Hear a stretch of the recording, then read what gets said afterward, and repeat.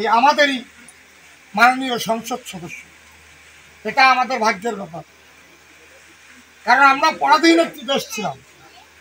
1971 সালে বঙ্গবন্ধুর ডাকে এই বাঙালি, নিরস্ত্র বাঙালি ঝাঁপিয়ে পড়ে এই বাংলাদেশ স্বাধীন করেছে। এই বাংলাদেশ স্বাধীন করেছে যে পরিবার, সেই পরিবারেরই রক্তের উত্তরসূরি আমাদের মাননীয় এমপি মহোদয়। এটা আমাদের সৌভাগ্যের ব্যাপার। বাংলাদেশের উন্নয়ন এদের হাত ধরেই হয়। এই কচুয়া বাগেরহাটের যত উন্নয়ন আমাদের মাননীয় এমপি মহোদয়ের হাত ধরেই হয়।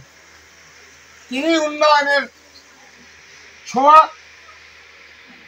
এই কচুয়া বাগেরহাটে মাননীয় প্রধানমন্ত্রীর কাছ থেকে চেয়ে নিয়ে আসেন।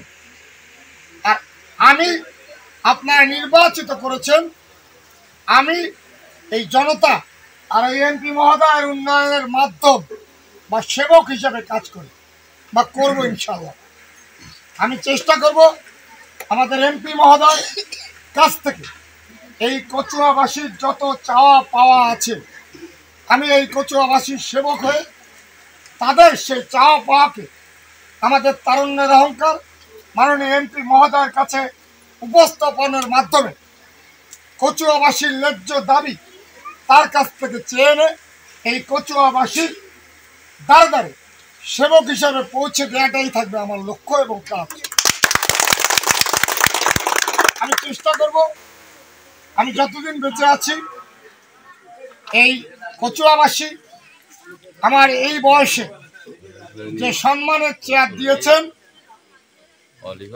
সেই জায়গাটাকে শ্রদ্ধা রেখে কচুয়াবাসীর সকল সুখে দুঃখে তাদের সেবক হয়ে সেবা তাদের দ্বারে দ্বারে পৌঁছে দেওয়াটাই আমার কাজ থাকবে। আমি এসেছি, আসার পথে দেখেছি এটি একটি ধর্মীয় মন্দির। এটি সকল ধর্মের মানুষের কাছে একটি অত্যন্ত পবিত্র এবং মানে সর্বশ্রেষ্ঠ জায়গা প্রত্যেকটা মানুষের কাছে। আমি মুসলমান, আমার মসজিদের সামনে যে আজ পর্যন্ত দেখিনি কোনো অন্য ধর্মের মানুষকে উচ্ছৃঙ্খলা বা অন্যায় করতে, তেমনি ভাবে মন্দিরেও যখন আমরা আসি, আমরা সেই বিনয় ভাবটা রেখেই এই বাংলাদেশ সাম্প্রদায়িক মুক্ত বাংলাদেশ আমরা সকলেই সেভাবে চলার চেষ্টা করি। এই পবিত্র জায়গায় আসার রাস্তাটি সম্ভবত কাঁচা, আমি অন্ধকারে খেয়াল করতে পারিনি। আমি এমপি মহোদয় সেই উন্নয়নের যে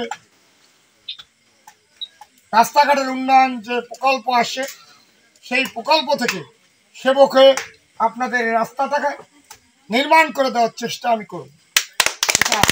আমি বলছিলাম, পাশাপাশি এই মন্দিরের সহযোগিতার ক্ষেত্রে এমপি মহোদয়ের যে বরাদ্দ আসবে, আমি চেষ্টা করব সেই বরাদ্দ থেকে কিছু হলেও দেওয়ার জন্য আমি চেষ্টা করব। পাশাপাশি এই অঞ্চলের মানুষের সুখে দুঃখে, অসহায় দারিদ্র পরিবারের সন্তানদের লেখাপড়ার ক্ষেত্রে, তাদের চলাফেরার ক্ষেত্রে যদি ব্যক্তি অর্থায়নের সাহায্য সহযোগিতা করতে হয়, আমি আমার পিতার এবং আমার শেষ অর্থবিন্দু দিয়ে হলেও এই কচুয়াবাসীর পাশে আমি থাকবো। সকলে দোয়া করবেন। আপনাদের কাছে নতুন করে দোয়া এবং আশীর্বাদ চাই।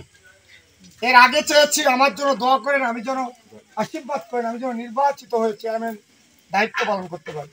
আর আজকে আমার এই পিতা এবং মাতাদের কাছে আমি আশীর্বাদ চেয়ে যাচ্ছি, আপনারা আমার জন্য আশীর্বাদ করবেন, আমি যেন এই কচুয়ার মানুষের সত্যিকারের একজন খাঁটি সেবক হয়ে ওই উপরে যিনি আছেন তাকে ভয় করে সঠিক জায়গায় থেকে তাদের সেবা প্রদান করতে পারি। এই আশীর্বাদ তো আমার জন্য করবেন। সকলে ভালো থাকবেন। সর্বশেষে আমার পিতা মরহুম এস এম মাহফুজুর রহমানের জন্য আশীর্বাদ করবেন, ওনাকে যেন সৃষ্টিকর্তা পরপারে ভালো রাখেন। পাশাপাশি মাননীয় প্রধানমন্ত্রী জননেত্রী শেখ হাসিনা, আমার অভিভাবক জনতা শেখ হেলালুদ্দিন মহোদয় এবং তার সুযোগ্য সন্তান শেখ তন্ময় ভাইয়ের জন্য দোয়া চাচ্ছি। সৃষ্টিকর্তা যেন তাদের দীর্ঘ হাত দান করে বঙ্গবন্ধুর স্বপ্ন দেখা সোনার বাংলা নির্মাণ করে এই বাংলাবাসীকে উপহার দিতে পারে, সেজন্য যেন তারা দীর্ঘদিন বেঁচে থাকে, এই প্রার্থনা আপনারা করবেন। ভালো থাকবেন।